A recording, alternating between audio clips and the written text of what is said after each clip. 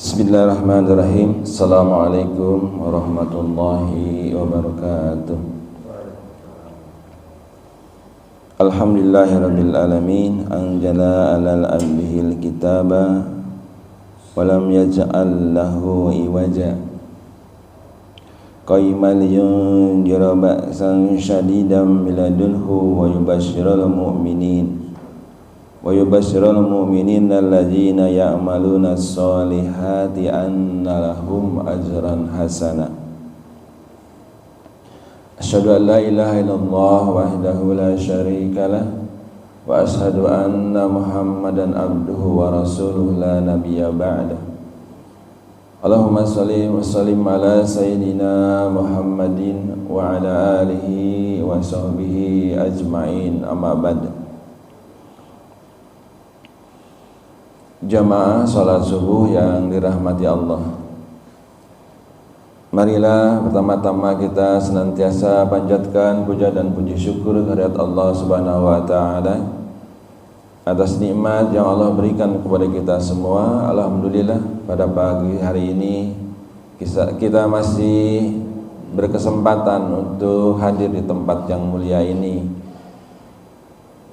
baik dalam menjalankan ibadah kita kepada Allah Subhanahu wa taala, yaitu salat subuh berjamaah, dan kita melanjutkan taklim sampai waktu syuruk.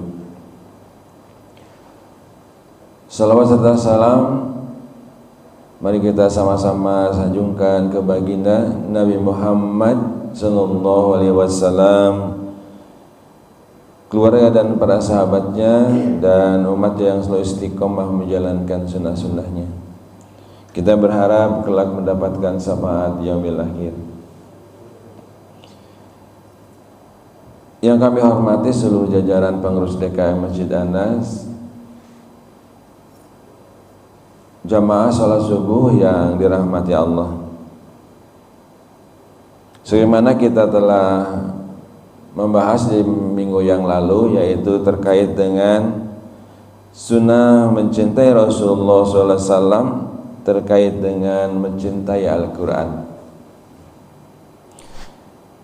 Dulu minggu lalu setelah kita banyak yang kita bahas, yang pada pagi hari ini kita masuk ke pembahasan, yaitu memahami dan mentadaburi Al-Quran.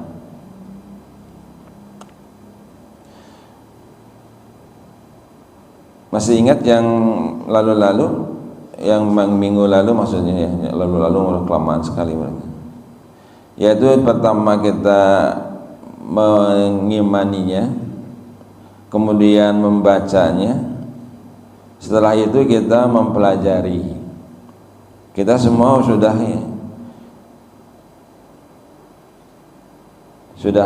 mengimaninya, sudah mempelajarinya, dan yang berikutnya mengajarkan Al-Quran. Mungkin juga itu kita sudah lakukan, ya, yaitu kepada anak-anak kita terutama.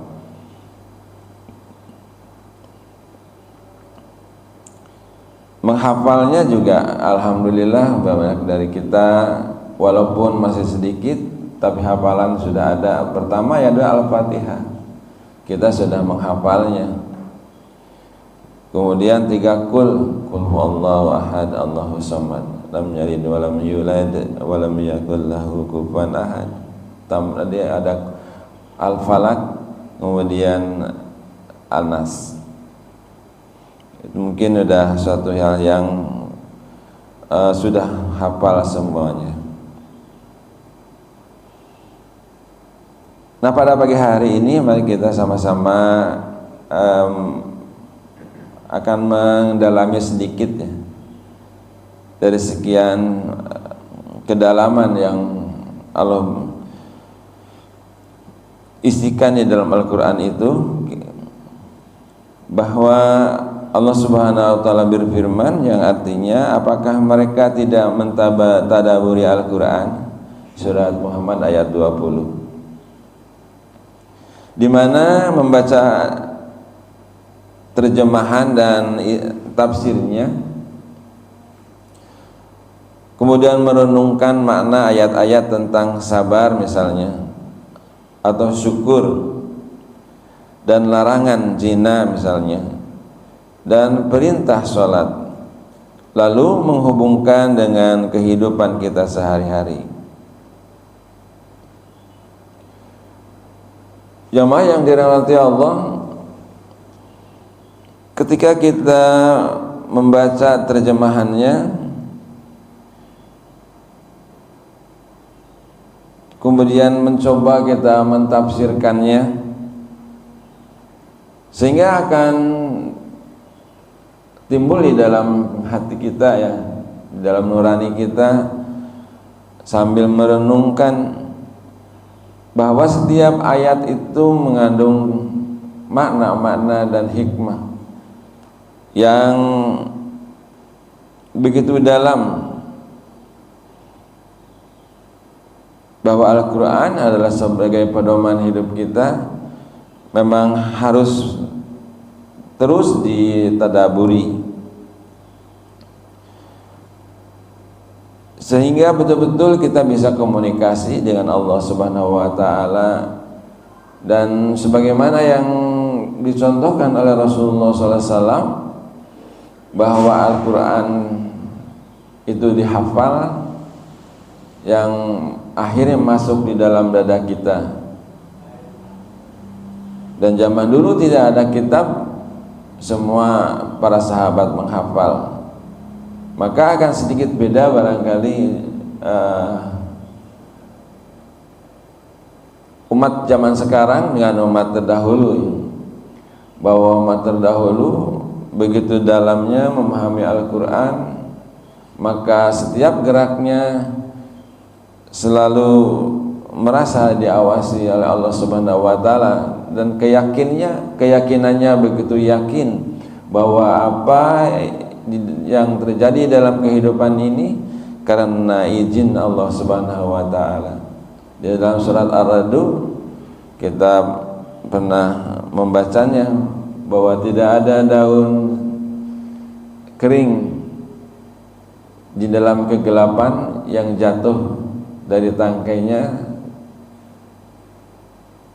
tanpa sepengetahuan Allah Subhanahu wa taala.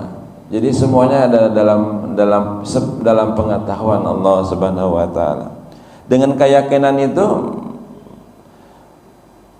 akan timbul satu gerakan di dalam hati kita, ya, bahwa kita sesungguhnya ada dalam pengawasannya, ada di dalam genggamannya. Maka apa yang dilakukan oleh kita sehari-hari dengan tadi memahami dan mentadaburi, jadi paham artinya, kemudian memang sudah hafal, dan makna-maknanya begitu meresap di dalam hati kita, maka rasa takut kepada Allah Subhanahu wa taala itu akan jadikan sebuah modal dalam kehidupan kita.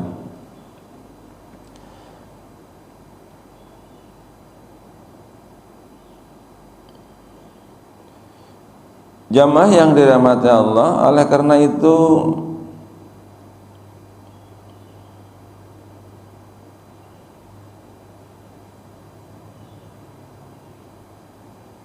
kita secara tidak sadar diajak oleh Allah Subhanahu wa taala, yang dicontohkan oleh Rasulullah SAW, bahwa kita ini sudah hafal Al-Fatihah, bahwa semua orang, mungkin hampir semua orang yang muslim itu adalah hafal Al-Fatihah, terutama di dalam bacaannya. Kenapa begitu? Karena Al-Fatihah adalah satu surah yang menjadikan suatu pekerjaan kita itu tidak sah apabila kita tidak membaca suratul Fatihah. Di mana itu?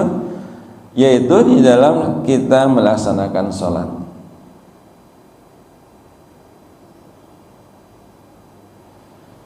Semua orang kalau kita sholat tahu bahwa baca Al-Fatihah itu adalah harus benar dan harus dilaksanakan di dalam melaksanakan sholat tersebut. Oleh karena itu pada pagi hari ini kita akan coba sedikit demi sedikit memahami bacaan dari sholat kita. Jadi sifatnya adalah diskusi dan saling mengingatkan. Maka menjadikan sebuah interaktif ya komunikasi kita pada pagi hari ini, yaitu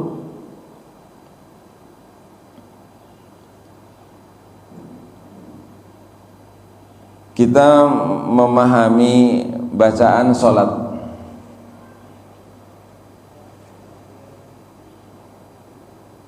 Bahwa pertama-tama kali kita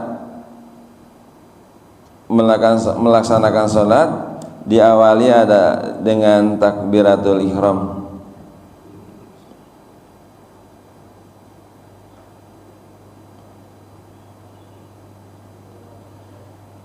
Kalau takbiratul ihram udah tahu ya, pasti pertama kali kita membaca niat. Setelah niat kemudian kita mengangkat dua tangan dan mengucapkan Allahu Akbar. Kalau Allahu Akbar Pak Heri apal ya? Paham ya? Allah Maha Besar ya. Setelah itu kita akan membaca bacaan iftitah. Setelah Allahu Akbar, maka kita akan membaca doa iftitah.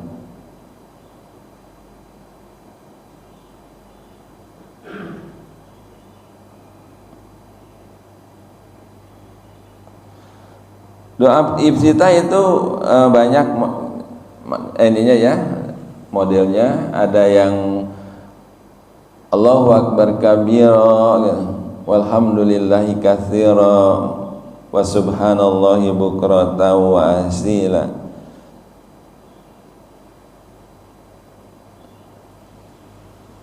Tapi ada juga yang memahami Allahumma ba'id hadaitana, itu juga ada Allahumma ba'id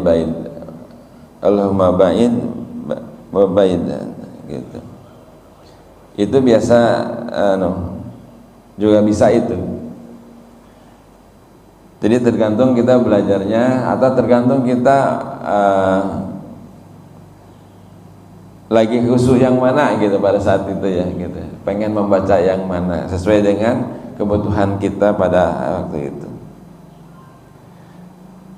Nah, mulai dari sini kita sebenarnya harus sudah mulai memahami komunikasi kita kepada Allah Subhanahu wa taala. Apa itu dengan Allahu Akbar kabira? Allah, kalau kita mau potong-potong masih enggak yang mudah ya. Allah ya Allah, Akbar ya Maha Besar gitu. Dan selanjutnya. Nah, kita akan fokus kepada surat Al-Fatihah. Surat Al-Fatihah dimulai dengan Bismillahirrahmanirrahim. Bismi dengan nama, kemudian Allah, kemudian Ar-Rahman Maha Pengasih, dan Ar-Rahim Maha Penyayang.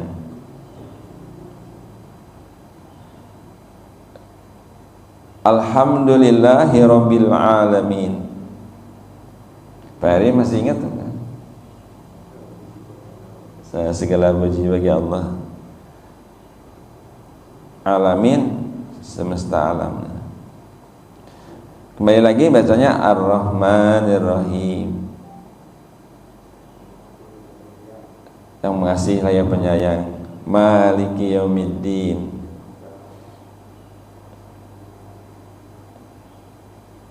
Kemudian iyyaka na'budu wa iyyaka nasta'in. Ya, kepada Engkau kami menyembah dan kepada kami mohon pertolongan. Ihdinas siratal mustaqim. Tunjuki kami jalan yang lurus, jalan yang benar. Siratal ladzina an'amta 'alaihim ghairil maghdubi 'alaihim waladdallin. Amin.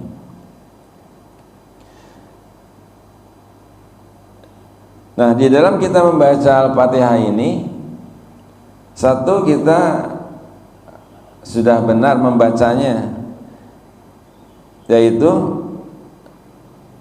antara mahrajatul huruf dan tajwidnya, sehingga apa yang kita sampaikan itu betul, sehingga mendapatkan makna yang benar, yang dimaksud maksudnya.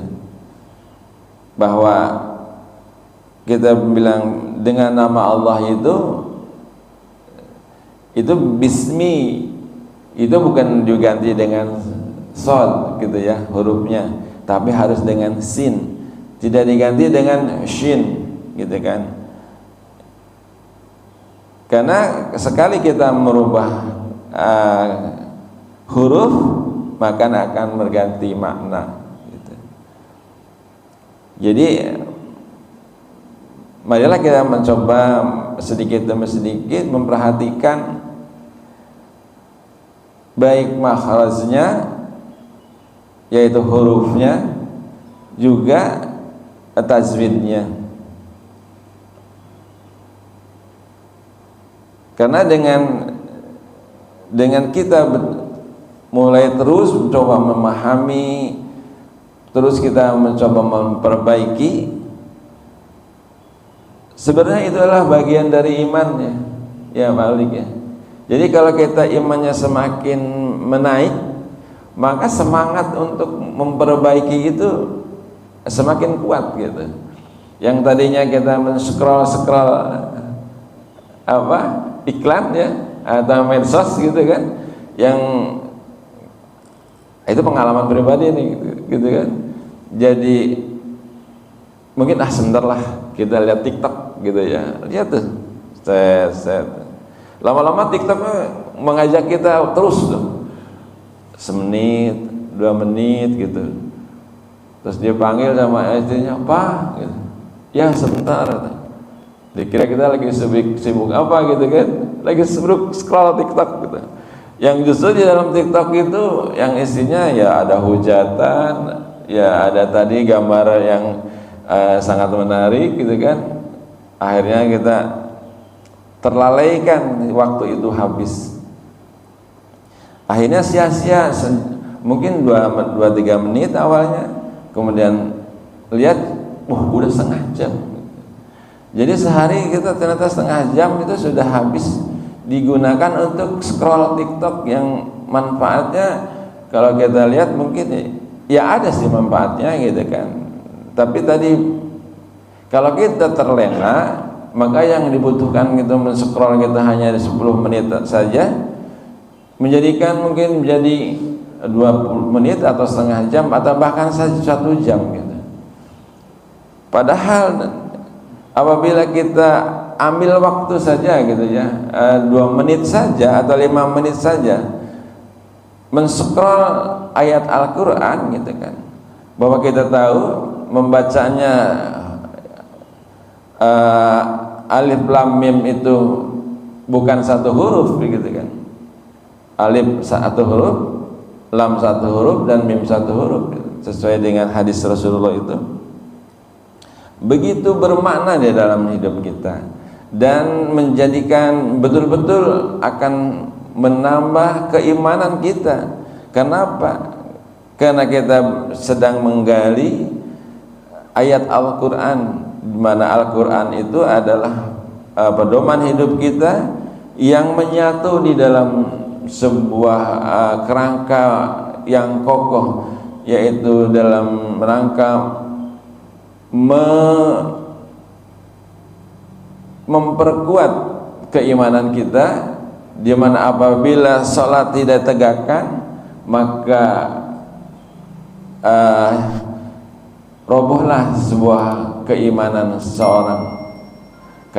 Kenapa begitu? Karena orang Islam itu dengan orang non Islam tandanya cuma satu itu, bahwa orang Islam itu adalah sholat. Maka kalau sudah tidak menegakkan sholat, maka dia sudah kafir, sudah tertutup jiwanya. Maksudnya kafirnya karena ada beberapa tingkatan. Jadi kalau sudah tertutup karena tidak ingin melaksanakan sholat, maka dia sudah keluar dari Islam dan dia harus syahadat lagi. Ya begitu, sebenarnya begitu kuatnya ya hubungan Al-Quran dengan sholat itu. Maka Allah Subhanahu wa Ta'ala dibungkuslah suatu kegiatan umat Islam itu, isinya adalah Al-Quran dan dimasukkan ke dalam sebuah ritual yang harus dilaksanakan oleh umat Islam itu 5 kali sehari, yaitu adalah sholat. Maka apabila komunikasi kita dengan Allah Subhanahu wa Ta'ala semakin bagus, maka akan semakin menyadari bahwa kita ini sesungguhnya kecil di hadapan Allah Subhanahu wa Ta'ala. Maka akan turunlah sifat-sifat atau keluarlah sifat-sifat kesombongan kita jauh dari hati kita, dan akhirnya maka akan sulitlah setan itu mengganggu kita, karena kita di dalam dirinya sudah kuat dengan Al-Quran itu, bahwa Al-Quran yang kemarin itu cuma redup saja menyinari hati kita, menyinari dada kita. Maka dengan semakin kuat kita memahami Al-Quran, maka cahayanya akan lebih besar menyinari hati kita.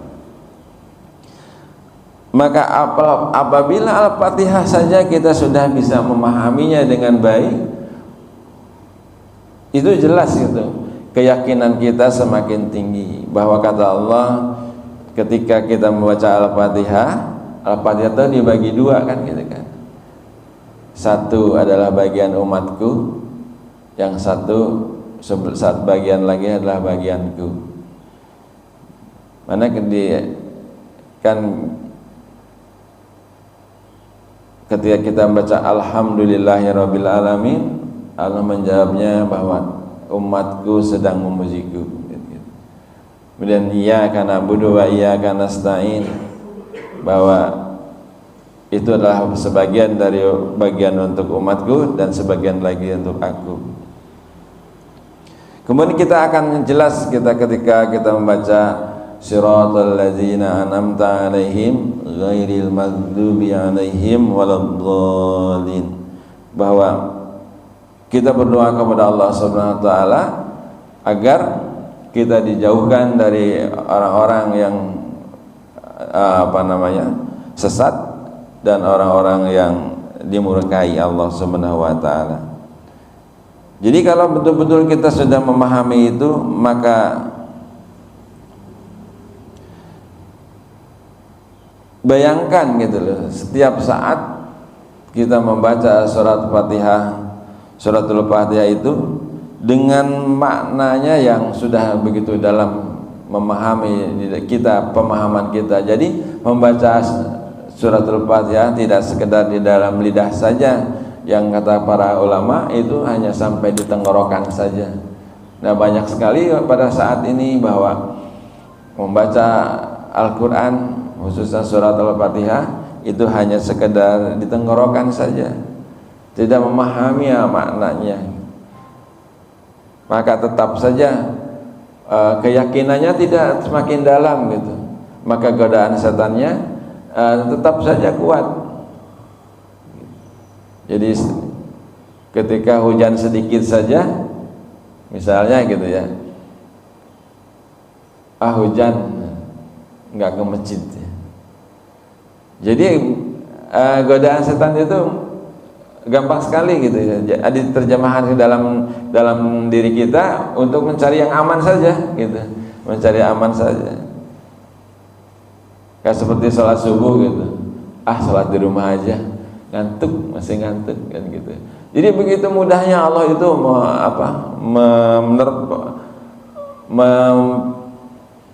menggoyahkan hati kita apabila hatinya itu masih belum tersinari oleh Al-Quran. Maka begitu sayangnya Allah Subhanahu wa taala melalui Rasulnya Nabi Muhammad SAW membawa risalah, yaitu ketika Isra Mi'raj membawa salat yang di dalamnya adalah Al-Quran, yaitu suratul Fatihah.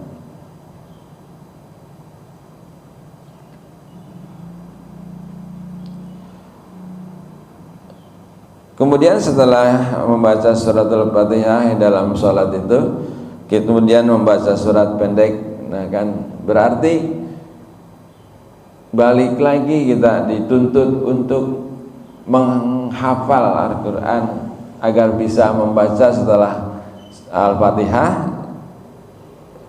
Sesungguhnya diberikan gairah oleh Allah Subhanahu wa taala. Memang diberikan kemudahan, nggak apa-apalah surat pendek saja kan gitu. Tapi apa iya mau cuman begitu aja gitu? Seperti ada ulama dulu ya, bahwa katanya mencintai suatu surat, dia pokoknya maunya mengimami tapi bacanya kulhu aja gitu kan. Sampai diajukan ke sahabat kepada Rasulullah SAW, kenapa? Terus aku jawabannya karena aku mencintai surat Al-Ikhlas tersebut. Tapi itu adalah bagian dari kecintaan di dalam, misalkan itu membaca dia ketika sholat subuh atau dia ketika sholat isya misalnya kan, itu aja yang dibaca misalnya gitu. Seperti saya pernah sholat di Kebayoran Baru, ada masjid dekat itu Pak Heri, dekat rel kereta ya, Kebayoran Lama. Itu ada masjid besar tuh, ya gitu kan.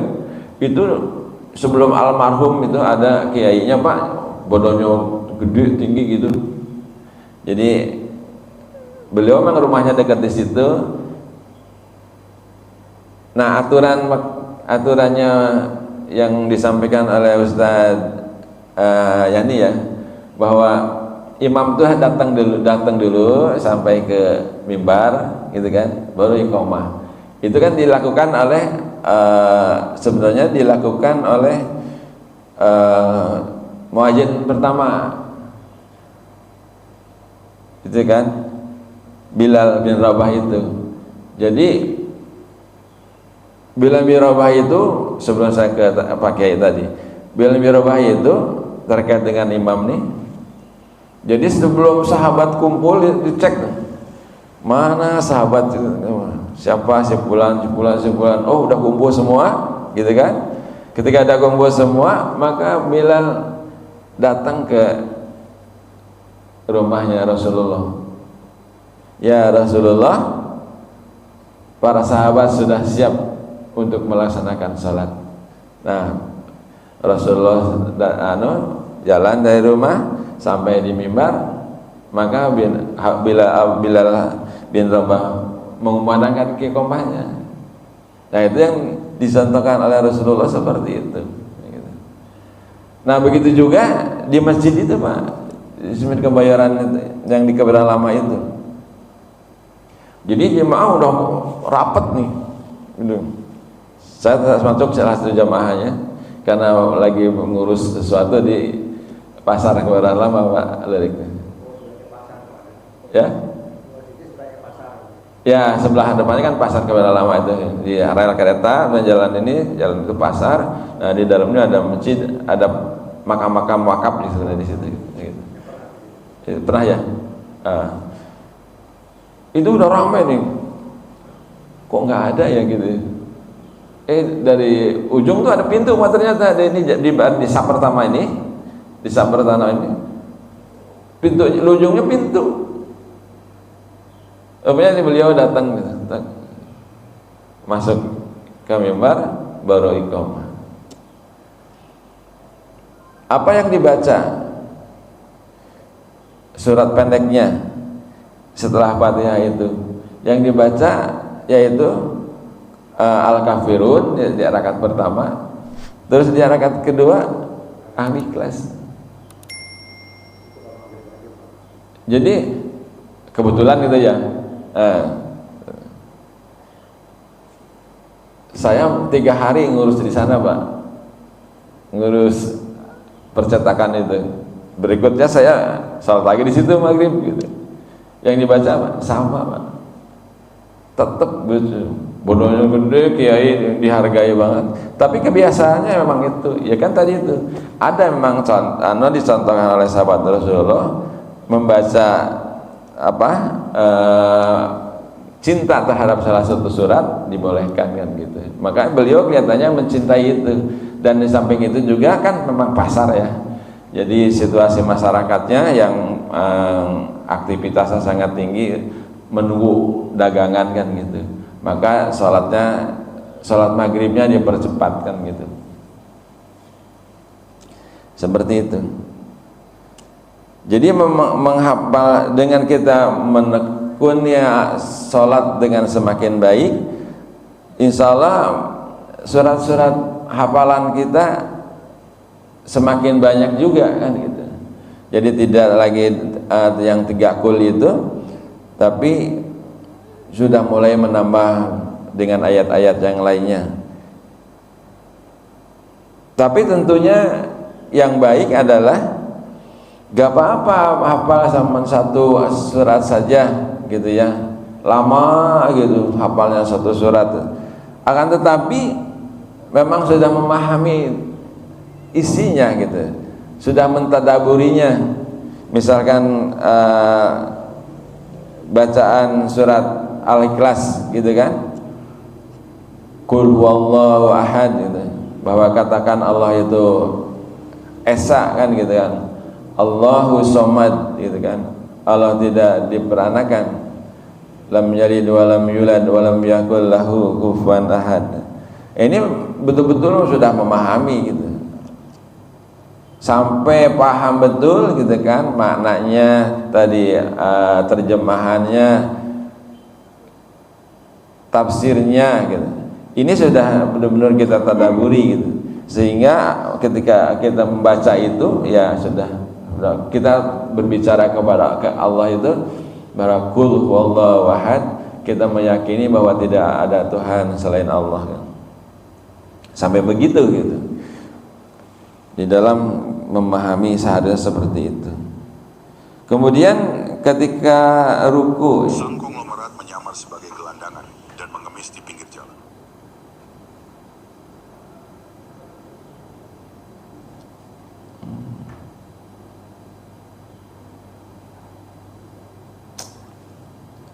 ganggu.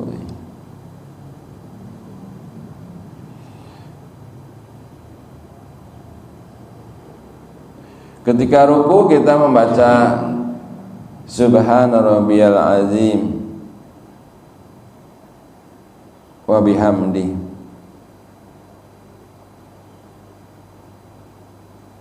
yaitu Maha Suci Allah yang Maha Agung, serta memujilah aku kepadanya. Ada juga cukup dengan membaca Subhana rabbiyal azim saja Pak ya, tidak cukup gitu ya gitu. Jadi sebenarnya memahami bacaan sholat pun ada suatu mungkin jadi satu tema tersendiri gitu kan. Tapi sudah pernah kita bahas oleh saat kita waktu itu, mungkin tinggal memperdalam lagi.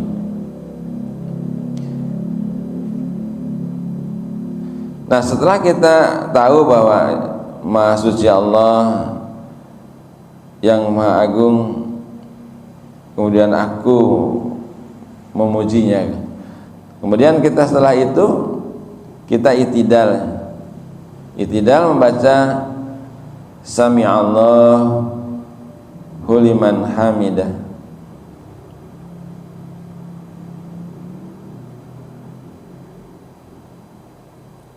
Masih ingat Pak Irfan?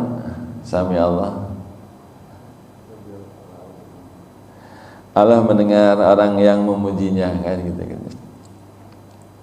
Nah, kita kan lupa lagi ya, karena tidak diperdalam gitu. Kita lupa Sami'allahu liman hamidah. Kadang-kadang dengan kecepatan kecepatan salat kita buru-buru misalkan gitu kan, akhirnya tajwidnya jadi terlewat. Jadi cuman Sami'allahu liman hamidah kan tajwidnya nggak ada gitu.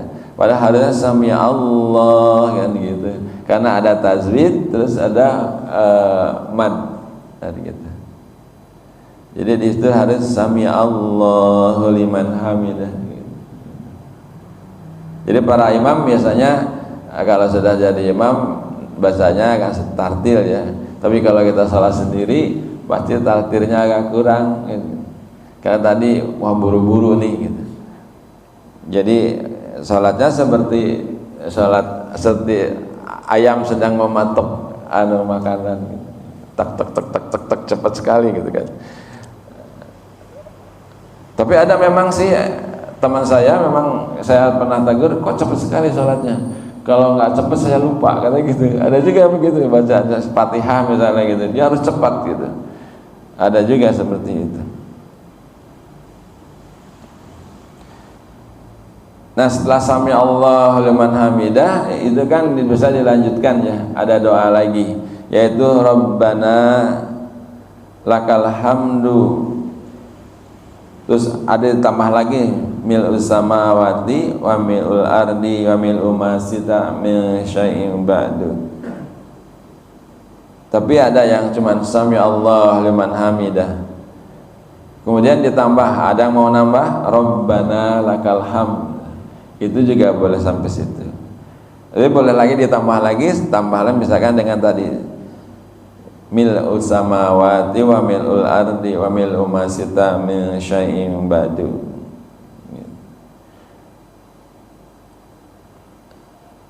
Nah, ini kalau kita mau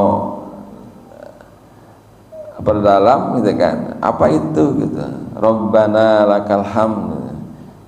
Jadi kalau masih ingat kan ada ham-hamnya, alham gitu kan gitu. Berarti yang pasti pujian ya gitu. Rabbana berarti ya Allah, ya Tuhan kami gitu. Terus Rabbana lakal ham pasti laka itu kan ada la dan ka. Emang itu ada ya, perlu belajar. Kita memang harus benar-benar mempelajarinya gitu. Laka berarti kan ada la dan ka gitu. La itu adalah ke, itu ka-nya adalah kamu kan gitu kan. Jadi segala puji bagi engkau kan gitu, bagimu kan gitu. Nah, terus ada mil usama gitu, mil'u gitu kan gitu. Kan kalau ininya kan dibedakan dengan as-samawat ya kan. Kalau as-samawat itu kan langit kan gitu kan. Kemudian wa atau dan. Kemudian ada mil'u lagi, mil'u gitu kan. Dan ardi. Kalau ardi pasti bumi kan gitu. Jadi mil'u atau apa mi'u gitu aja. Jadi pemahaman kita mengingatkan ada kuncinya tuh. Kuncinya tuh mil'u. Mil'u itu bukan mil'u ya, bukan pakai ain ya, tapi pakai hamzah gitu kan. Mil'u. Mil'u itu isian. Kalau yang ambil terjemah gitu, teksnya adalah mil'u itu isian. Ternyata Pak Mufasir kalau di dalam satu kalimat mil'u samawat adalah sepenuh langit gitu kan. Wa dan sepenuh langit dan sepenuh bumi gitu. Nah, kalau kita mau sampai situ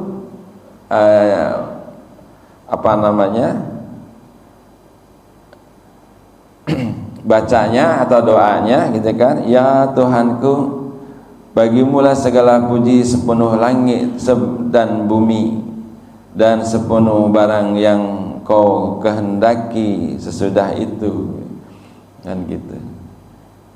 Jadi kita mau merasakan gitu kan, merasakan bahwa pujian itu meliputi bumi dan langit. Begitulah para ulama dulu melengkapkan pujian-pujian ini di dalam sholat. Maka ada sholat yang terkait dengan seperti pujian ini kan, yaitu sholat 2 rakaat sebelum subuh kan gitu. Itu kan yang maha dahsyat. Siapa yang sholat 2 rakaat sebelum subuh, yaitu sholat qobliyah subuh, maka pahalanya seisi bumi dan langit, kan seperti itu. Maka bagi orang-orang yang beriman, yang selalu imannya tinggi gitu kan, sehingga mampu melaksanakan sholat qobliyah subuh, berhadapnya nanti ketika kembali kepada Allah Subhanahu wa taala, bahwa manusia ini kan sifatnya pelupa dan hilap ya Pak Irman ya. Kalau lupa dan hilap kan tentunya banyak gendolannya itu, buntelannya kita pulang itu kan dosa kan. Jadi ketika kita di padang mahsyar kemudian ditimbanglah amal perbuatan kita. Kalau misalnya kita dicek sholatnya gitu kan, ternyata sholatnya nggak lulus dan gitu kan, tadi itu kan bacaannya nggak diperhatikan baik tajwid maupun mahrajnya gitu kan, akhirnya banyak salah-salah sholatnya, kemudian amal sholatnya tidak tumaninah kan gitu, sehingga kita tidak lulus dicek sholatnya, kemudian ditimbang amal perbuatannya. Ketika ditimbang amal perbuatannya, kita duduk di sini ada aja gosipnya, sehingga menambah timbangan kita di mana tuh? Timbangan keburukan. Sampai jalan kita masih menggerundel ya, hati kita kan menggerutu ya, atas apa saja gitu. Apa itu tetangganya, apa itu anaknya gitu, apa itu temannya, menggerutu, atau apalagi menggerutu tentang nasibnya kan gitu. Timbangan kita itu kok datang lagi keburukan, udah semakin jomplang gitu kan antara kebaikan dan keburukan itu gitu. Udah semakin jomplang seperti itu, apa yang bisa menolong timbangan kita itu untuk menjadikan lebih berat kebaikannya?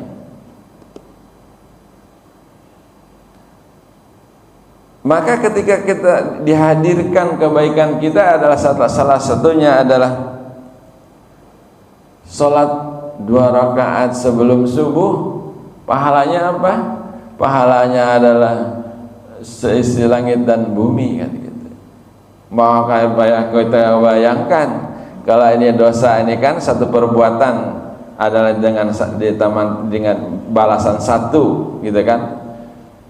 Tapi di kebaikan ini seisi langit dan bumi. Bayangkan langsung timbangan kita lebih berat kepada kebaikannya insyaallah. Jadi begitu kita bisa menyambungkan gitu kan, akhirnya bisa menyambungkan antara doa, oh kita tuh ketika sami Allah liman hamidah rabbana lakal hamd mil'us samawati wa mil'ul ardi wa mil'u ma sita min syai'in ba'du. Nah ini akhirnya kita sudah minta ya, alhamdulillah pujian kita adalah seluas langit dan bumi, maka kita lebih baik lagi kita melaksanakan salat 2 qobliyah subuh juga kita akan semangat untuk melaksanakannya gitu. Tidak saja memuji ketika kata salat, tapi juga kita mencoba merutinkan untuk bisa salat 2 rakaat sebelum subuh itu. Jamaah yang dirahmati Allah, baru sampai situ ya kita membahasnya, baru sampai kepada doa iftitah ya, doa itidal ya, belum sujud dan lain sebagainya. Tapi karena sudah masuk syuruk, barangkali itu saja yang dapat kami sampaikan pada pagi hari ini. Mungkin ada yang ingin disampaikan atau dikoreksi terkait dengan hal ini kepada Bapak semua, kami persilahkan.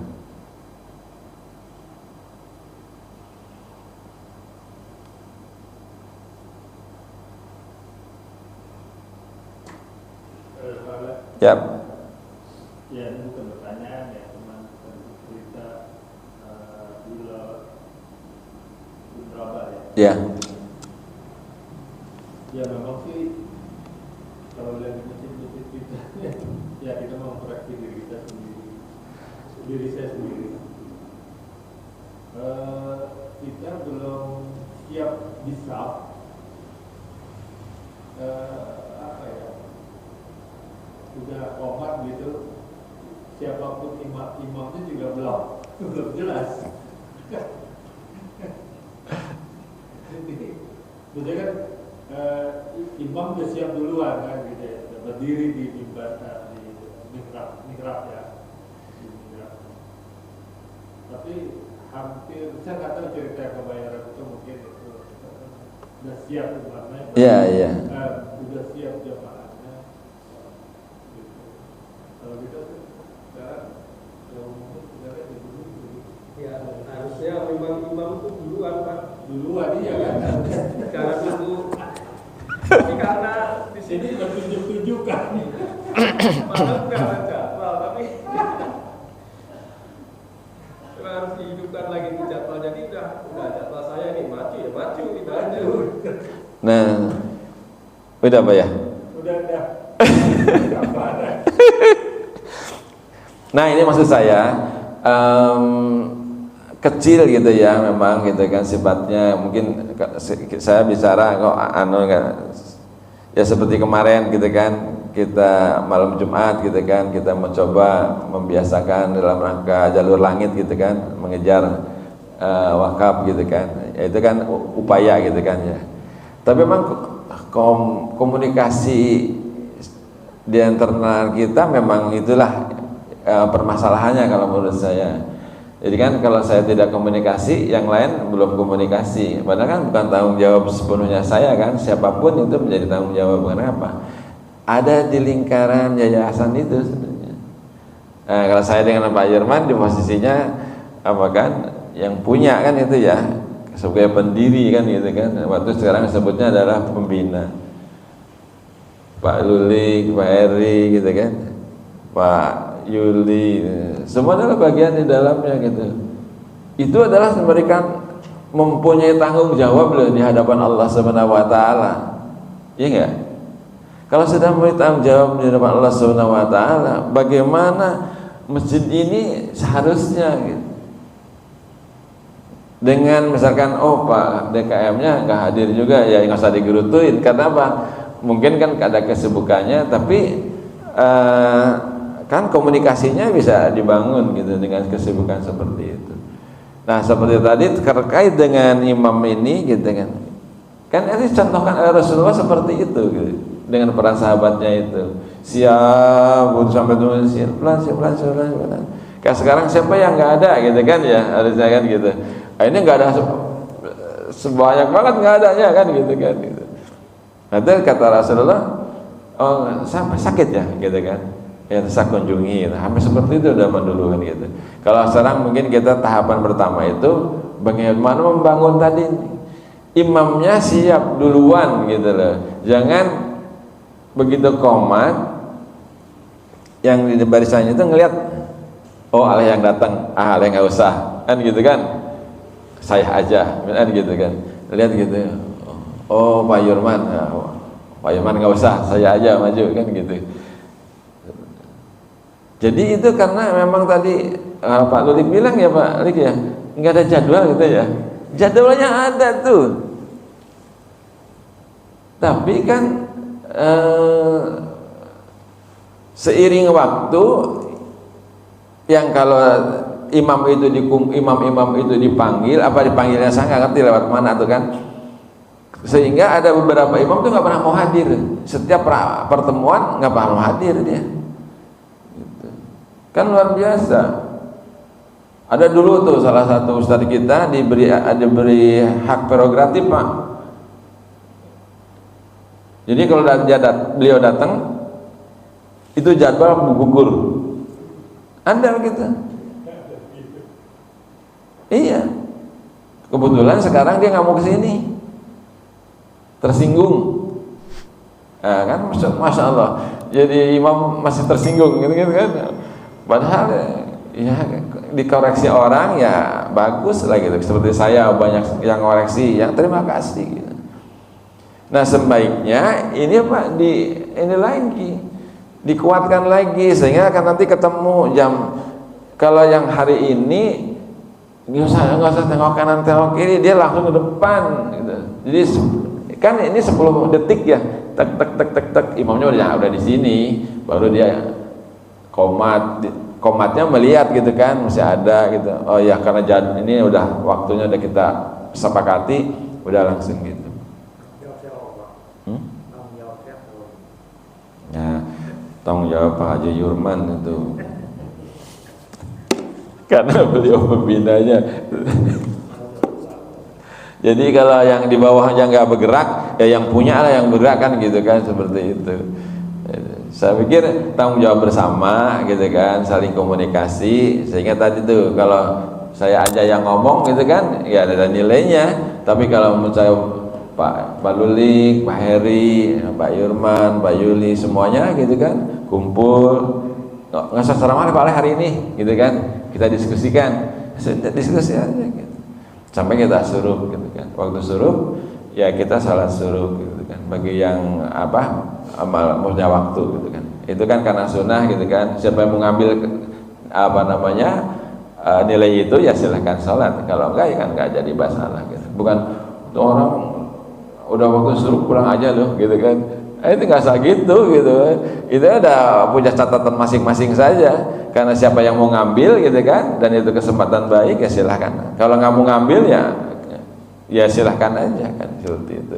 Jadi nggak usah dalam hati kita, oh gitu sih, nggak usah gitu.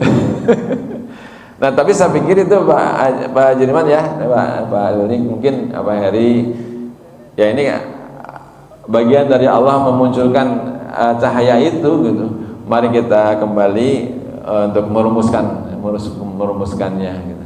Jadi kalau memang udah ya kan prinsipnya Pak DKM itu adalah memanfaatkan teman-teman kita untuk supaya menggairah semangat yang baik gitu kan gitu. Seperti itu. Jadi memanfaatkan orang-orang atau jamaah-jamaah kita yang bagus untuk menjadi imam. Nggak apa-apa, tapi cobalah jadwal ini disepakati lagi gitu, sehingga tidak tunjuk-tunjukkan dan tidak malu juga di depan para makmum gitu kan. Terus imamnya mana gitu, imamnya mana ya kan, seperti itu. Oke, begini itu aja Pak ya. Terima kasih atas perhatiannya. Mudah-mudahan ke depan bukan Sabtu besok masih ada ngisi ya. Sabtu Senin lah, kita Senin dapat diskusi untuk terkait dengan imam ini, kita sampaikan kepada pengurusnya. Mari kita tutup pertemuan pada pagi hari ini dengan kafarat majelis. Subhanakallahumma wa bihamdika asyhadu an la ilaha illa anta astaghfiruka wa atubu ilaik. Lebih kurangnya kami mohon maaf. Billahi taufik wal hidayah. Assalamualaikum warahmatullahi wabarakatuh.